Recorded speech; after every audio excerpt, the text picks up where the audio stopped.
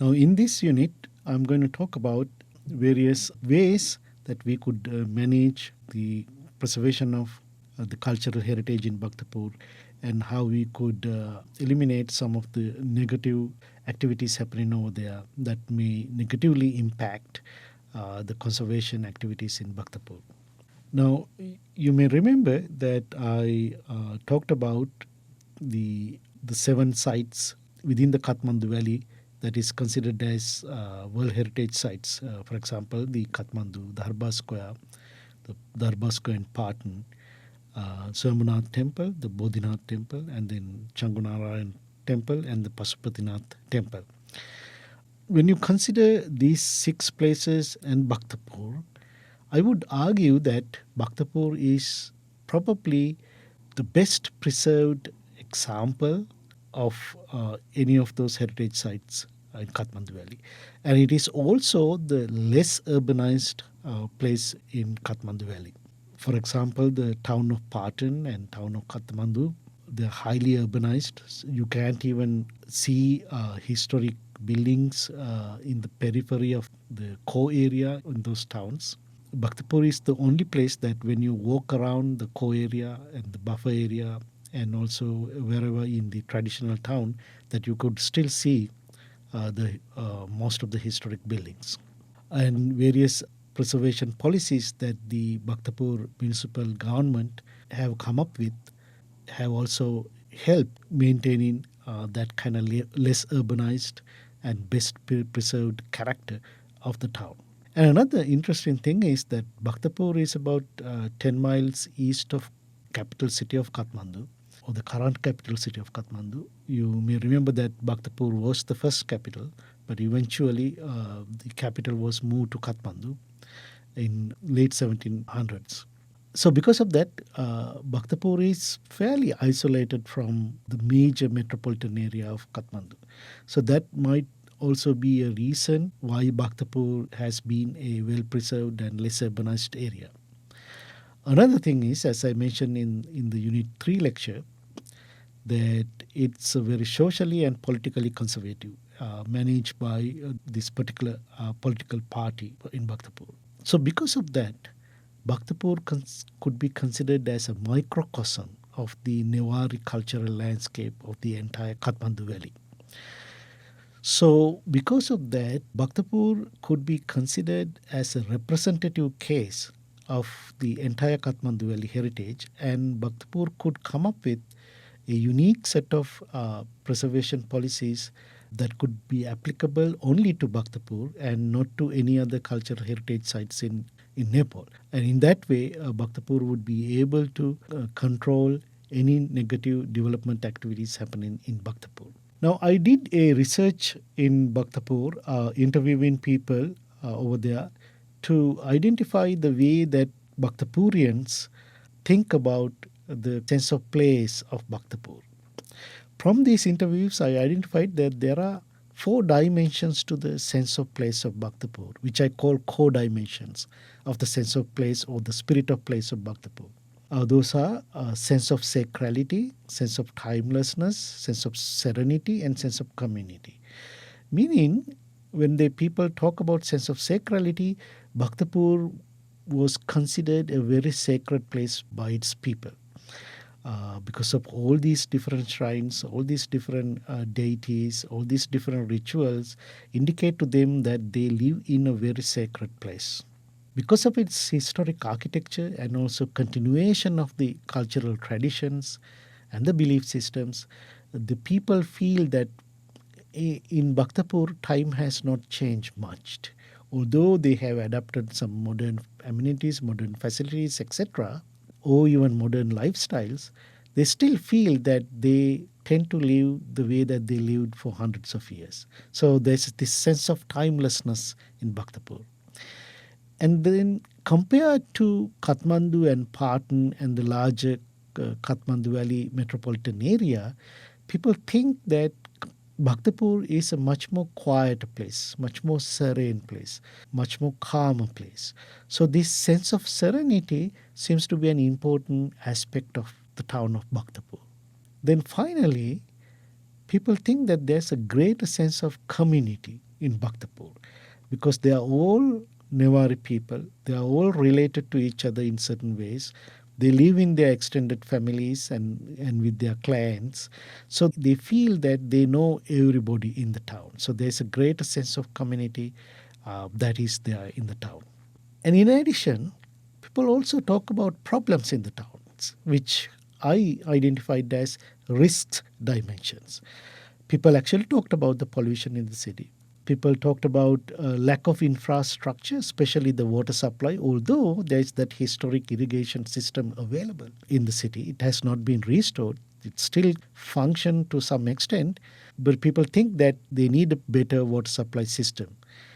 And then they also talk about the kind of dysfunctionality in the local government and also in the national government not taking care of the kind of issues that people are facing in the city and also in the country. However, people didn't discuss about this loss of agricultural land as a problem that I discussed earlier. People also did not discuss about uncontrolled development happening around the old town as a problem, which I saw it could become a serious problem eventually. And another thing that I saw is that there was no real engagement of the local community in the decision making process in historic preservation or urban development or economic development in the city.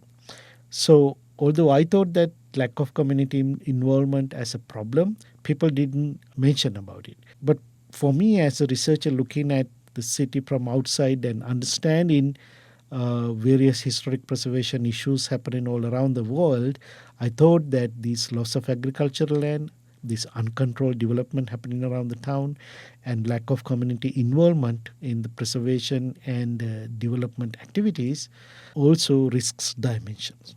So I argue that when you try to preserve a historic place and when you try to develop an historic place, what you need to do are these two things. You need to identify the core dimensions and then you try to promote and conserve these through preservation activities as well as development activities. And you need to identify the risk dimensions and then you try to control those things and mitigate those things and eliminate those things in the conservation activities as well as in the development activities. So in order to preserve the core dimensions, you eliminate the risk dimensions. And that is the kind of theoretical approach I would argue for conservation as well as development. In that argument, you see that not only in conservation but also in any development activities, you are trying to promote those core dimensions. And not only in the conservation activities but also in the development activities, you try to eliminate the risk dimension. So that means conservation or historic preservation and then socio-economic development of a place shouldn't be two different things. They should be integrated. And this integrated preservation development is the way to handle any preservation activity in any area. Not only you're preserving an area, but you also need to bring in modern amenities, modern facilities to help a modern lifestyle happening in a place. But by trying to do that, you also should not forget about maintaining the historic sense of the place. The only way to bring these two things together, the preservation and development together, is to understand the core dimension of the place and try to promote and preserve those dimensions and to eliminate any of the risk dimension that may impact the core dimensions. And in addition to that, in relation to Bhaktapur, I would argue that there is a need to come up with multiple buffer zones, not only just one buffer zone, multiple buffer zones. For example, I would argue that along the river, there should be a river reservation. So you can control and mitigate any pollution happening in that area and also to maintain the cleanliness of the river so people could use this river again for their ritualistic activities as a sacred river. And then around the town, to allocate about at least 1,000 feet wide area as a preserved agricultural land in order to control any urbanization encroaching into the traditional town. So creating these kind of different type of multiple buffer zones would be a way to handle some of those problems or the risks happening in Bhaktapur. Another aspect is to develop a what I would call a expanded heritage walk around the city, using the traditional circumambulatory path and also bringing people towards the river. The government can create some kind of a route for locals as well as foreign tourists to go around and understand the city more. Tourism bring in a lot of money to Bhaktapur. Most of those conservation activities in Bhaktapur funded by the income generated from tourism. However, tourists only come to Bhaktapur for a couple of hours. They go to the center of the town where the palace complex is located and then they leave the town. They don't really get to see the entire town and these multiple different temples. They don't get to understand these kind of belief system in the town. They don't get to understand various cultural traditions happening in the town. So in some way, when the tourists come to town for like a couple of hours to see the town, they don't really get a deep sense of the place. Having that sense of place is enormously important for somebody who wants to explore and understand this particular place and the culture and the people. So, in order to do that, I would argue that the government should develop a pretty good tourism plan. An aspect of that tourism plan would be creating an heritage walk like that so that the tourists get to see the entire town and its life and its history. And you can put those two things together and you can create a pretty good conservation approach based on that. And I would also argue the restoration of the traditional irrigation system, which is called Rajkulo system. So you can see in this particular image that people were still using that traditional well over there.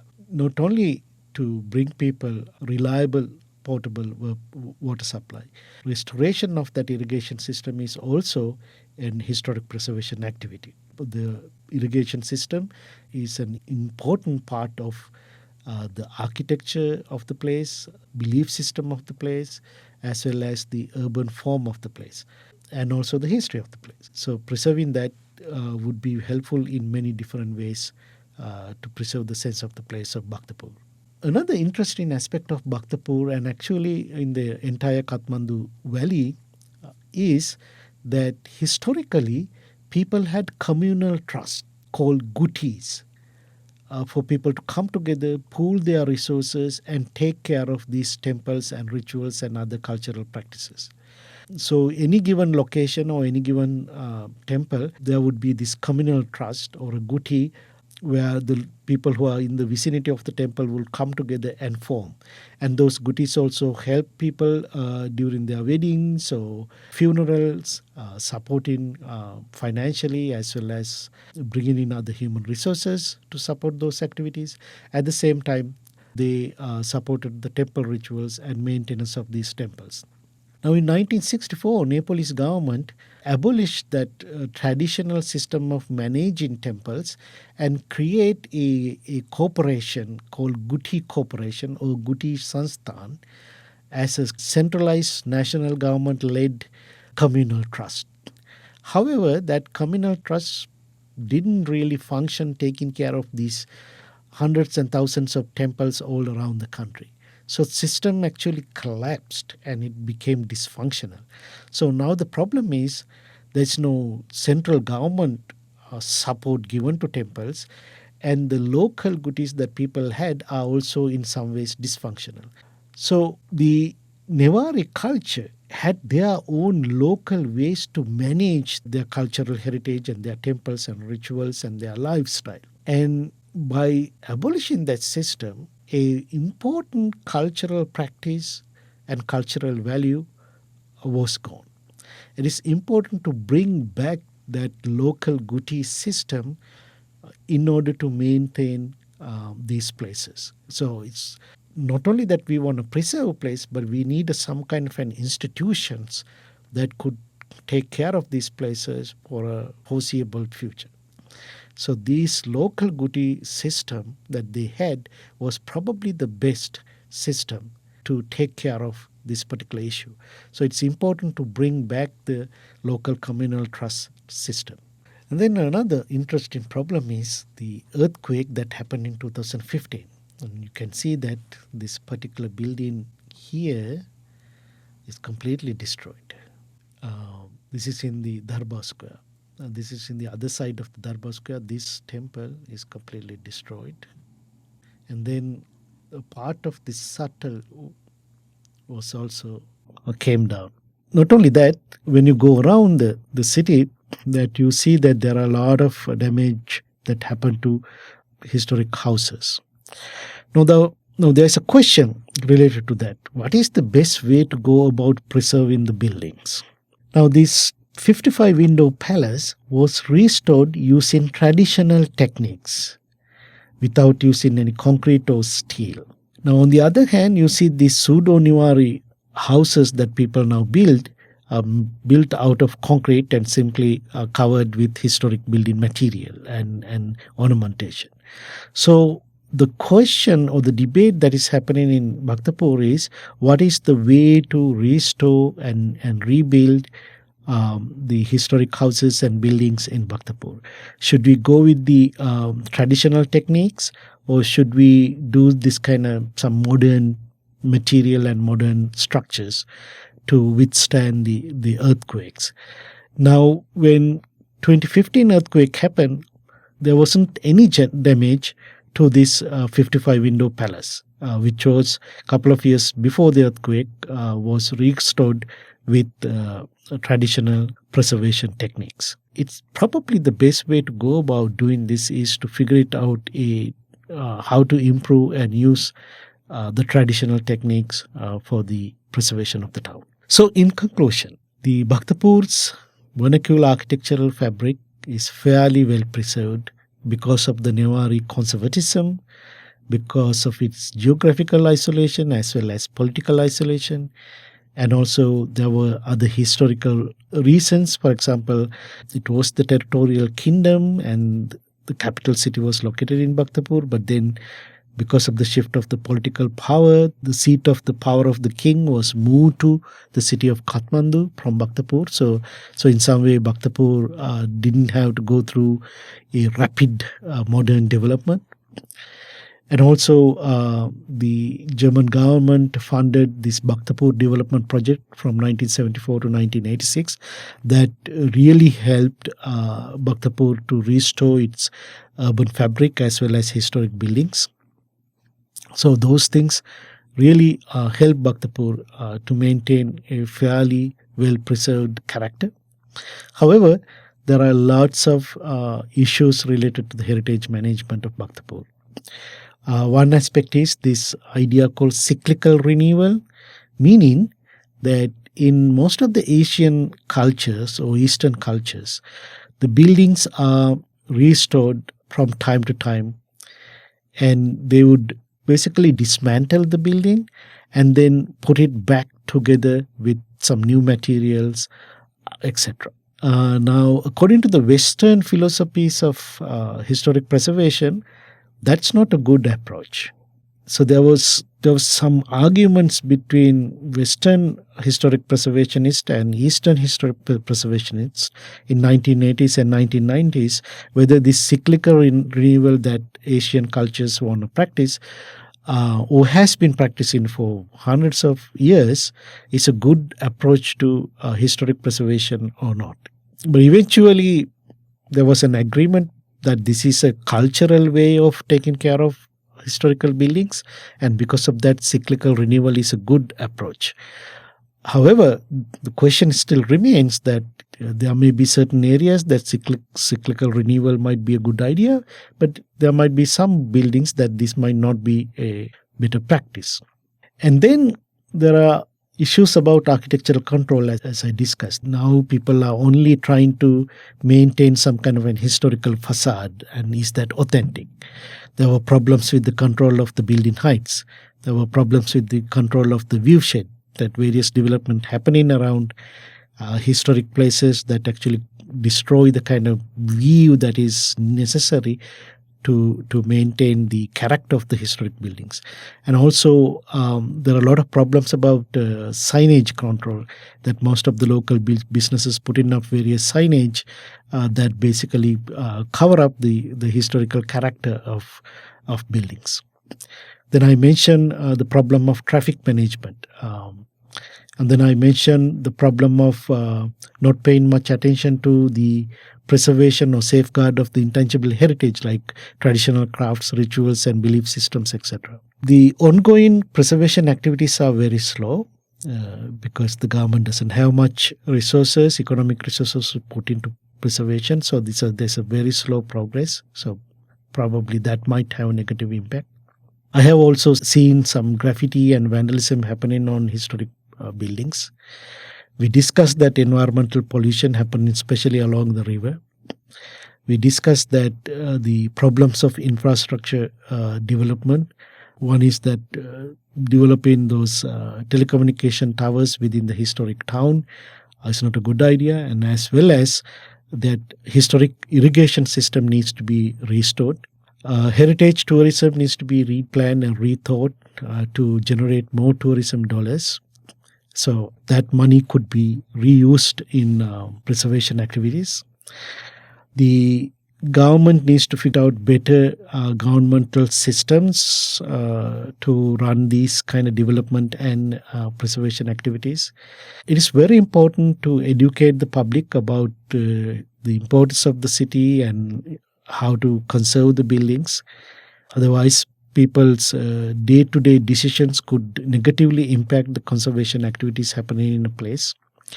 In order to do that, it's better to get people involved in the decision-making process of conservation as well as socio-economic development of the place. And also, I mentioned that there's this rapid development happening around Bhaktapur that somehow needs to be mitigated and controlled. Otherwise, it could take over the historic town in a very devastating manner. So, going forward, there are various things that could be done. Now, in Unit 3, I mentioned that there is that political party located in Bhaktapur, and its leader, Narayan Man Bijukche, has a vision for Bhaktapur. That political vision is to make Bhaktapur the cultural capital of Nepal, building more museums, preserving the buildings, preserving its cultural activities, building educational institutions, etc. I think that idea or that vision of cultural capital, Bhaktapur becoming a cultural capital, is an important political vision. You cannot succeed in historic preservation activities if those activities are not backed by the political leaders in the local community or in the country. So this kind of political involvement is very important. Having a unique vision for the place is also important. And this vision that the political leaders in Bhaktapur have is also very relevant to the history of Bhaktapur. They are not thinking of turning Bhaktapur into a more like an industrial capital. They are thinking of turning Bhaktapur into a cultural capital, which is a very fitting vision for a place like Bhaktapur. So within that vision, they need to improve the institutional efficiency, and they need to get more public support by building awareness of this vision and cultural heritage and getting people participate in this activity. At the same time, they need to increase the socio-economic development, bring in more direct and tangible benefit to the community. If people don't see any direct and tangible benefit of historic preservation coming towards them, they're not interested in preserving history. In order to preserve history, they need to understand that this is important for us. This makes our lives better. And as I discussed, there has to be an integrated approach to urban development and historic preservation. They cannot be taken as two different activities. They should come within a one development policy and a proposal and a strategy. There's a theoretical model available for that, and we call it cultural landscape model, and that would be a way to go about it. In the cultural landscape model, we talk about preserving the sense of place dimensions. We talk about preserving the landscape symbolism, or how the belief system has created and generated a particular kind of an urban form. In the cultural landscape, we also talk about industrial landscape, in the sense various industrial aspects, how various industrial aspects are important to a place and how they could be maintained, preserved, and developed to benefit the culture of the place. And at the same time, cultural landscape model recognizes the importance of traditional practices such as rituals, arts and crafts, belief systems, etc., as an important aspect of historic preservation. So that actually helps integrate in buildings with traditions when we are trying to conserve them. Within the cultural landscape model, we also recognize the importance of traditional place management systems such as the Guti system, the communal trust system that I just talked about. So empowering those Guti system would be a way to go about. Then the local community has more engagement and a more decision-making power, because the local communal trust make decisions about managing the historic fabric and historic building of the place. Creating that agricultural buffer zone and river reservation is an important aspect. Within the cultural landscape model, we understand why the natural areas are important for the preservation of the built areas. So the natural areas and built areas are recognized as an integral environmental situation rather than two different things to preserve in two different ways. So this integrated approach of looking at both nature as well as the built heritage is an important part in the cultural landscape model, which will be very helpful for places like Bhaktapur. We talked about the importance of the environmental controls to control the architecture of the place, development of the place, and also various pollution happening in the place. And also establishing an heritage walk would be very important for the development of the tourism in a much more beneficial way to the local community and the place. And that is the end of this module 2.